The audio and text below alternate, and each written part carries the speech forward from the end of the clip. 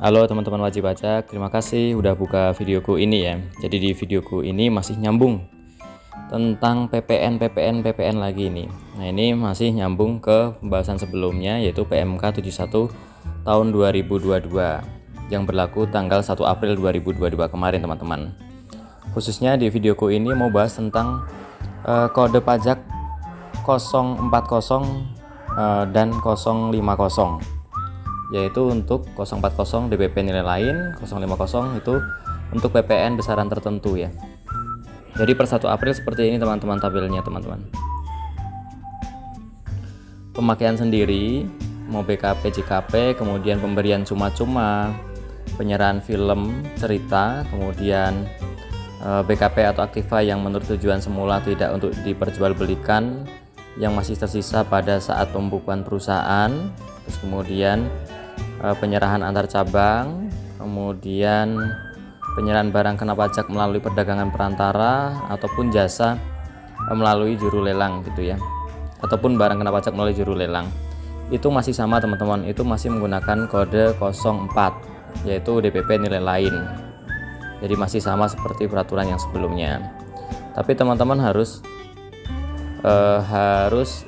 perhatian nih untuk yang di bawah ini teman-teman. Jasa pengiriman paket ini sudah saya ulas di video sebelumnya, kemudian jasa biro perjalanan juga bisa teman-teman cek di video sebelumnya. Jasa pengurusan transportasi, freight forwarding, misalnya di ekspor impor ya.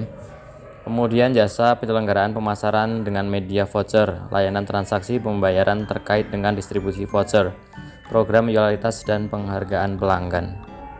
Nah, ini untuk yang 4 di bawah ini teman-teman tidak pakai 04 lagi teman-teman, tidak pakai 04 DPP nilai lain, tetapi DPP-nya adalah tetap. DPP-nya adalah seperti yang kita tagihkan ke customer kita, hanya saja nilai PPN-nya itu yang berubah, bukan 11% tapi 1,1%. Jadi nanti teman-teman wajib pakai kode 05, bukan 04 untuk yang 4 di bawah ini. Nah, ini harus diperhatikan oleh teman-teman yang membuat faktur ataupun teman-teman yang menerima faktur, karena kalau tidak sesuai kodenya, harusnya 05 tapi dibuat 04 ataupun malah 01, itu ada konsekuensinya, yaitu faktur pajak dianggap tidak lengkap. Faktur pajak tidak lengkap nanti bisa kena sanksi administrasi, ataupun bagi yang menerima faktur, kalau tidak sesuai faktur pajaknya, faktur pajak tidak lengkap, maka itu kalau jadi temuan akan dikoreksi, karena itu faktur pajak yang tidak bisa dikreditkan. Nah, contohnya seperti ini perhitungannya ya, untuk DPP nilai lain contohnya. CV Busana Indah PKP dia merupakan perusahaan konveksi yang memproduksi t-shirt. CV Busana Indah membeli bahan baku berupa kain lembaran dari PT Jaya Tekstil PKP juga. Pada tanggal 1 Juni 2022, CV Busana Indah membeli kain dari PT Jaya Tekstil senilai 100 juta. Ini tidak ada fasilitas PPN, jadi 100 jutanya harus ada PPN nanti. Dalam memasarkan produknya, CV Busana Indah memberikan sampel produk secara gratis kepada CV Laku Terus PKP sebanyak 5 t-shirt. Harga jual t-shirtnya itu 100.000 umumnya ya. Kemudian labanya itu 20.000. Maka atas penyerahan tersebut, barang-barang di atas itu terkait PPN-nya seperti ini teman-teman rincinya. PT Jaya Tekstil wajib membuat kode 01 untuk memungut PPN kepada CV Busana Indah sebesar 11% kali 100 juta, jadi 11 juta maaf. Ini seperti biasa, yang ini jual beli seperti biasa. Kemudian CV Indah dapat mengkreditkan pajak masukan dari PT Jaya Tekstil dalam SPT masa PPN. Ya, ini juga masih seperti biasa ya. Beli kemudian dapat PPN 11%, kemudian dikreditkan seperti biasa. Nah, ini yang ke poin ketiga ini. CV Busana Indah wajib membuat faktur kode 04 untuk dan memungut PPN kepada CV Laku Terus sebesar 11% kali, nah ini kali DPP-nya teman-teman. Kali HPP ini 100 kurangi 20.000 ini. Jadi nilainya 44.000. Jadi tarif PPN-nya tetap, kalau DPP nilai lain itu tarif PPN-nya tetap 11%. Hanya saja DPP-nya yang berubah. Dalam hal ini pemberian cuma-cuma maka pakai HPP ya.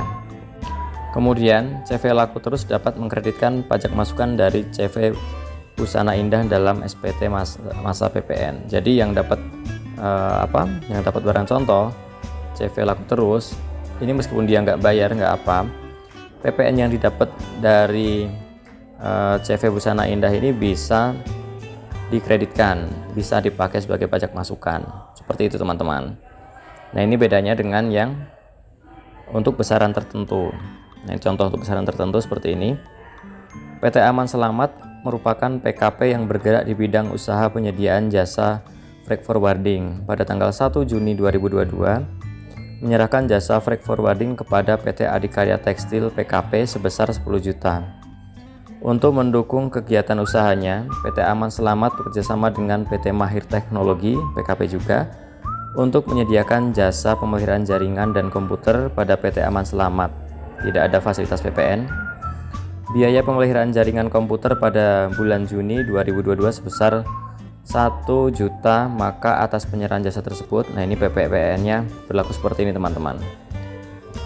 PT Aman sebagai wajib pajak memungut dan menerbitkan faktur kode 05 kepada PT Adikarya Tekstil sebesar 1,1% kali 10 juta. Nah ini jasa freight forwarding ini yang tadi saya sebutkan di awal itu menggunakan ketentuan PPN besaran tertentu ya. Jadi tarifnya adalah 1,1% dari DPP seperti itu. Nah ini PT Adikarya dapat mengkreditkan pajak masukan dari PT Aman Selamat dalam masa PPN. Jadi itu tetap meskipun 1,1 tidak seperti biasanya, tidak 11%, tapi itu adalah faktur pajak yang dapat dikreditkan bagi si customer gitu.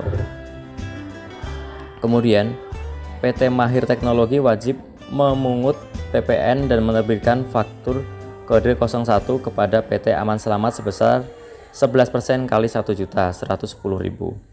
Ini PT Mahir Teknologi seperti biasa juga, dia bertransaksi, punya jasa pemeliharaan jaringan komputer, dia terbitin faktur 01 seperti biasa, kemudian PPN-nya juga seperti tarif umum yaitu 11%.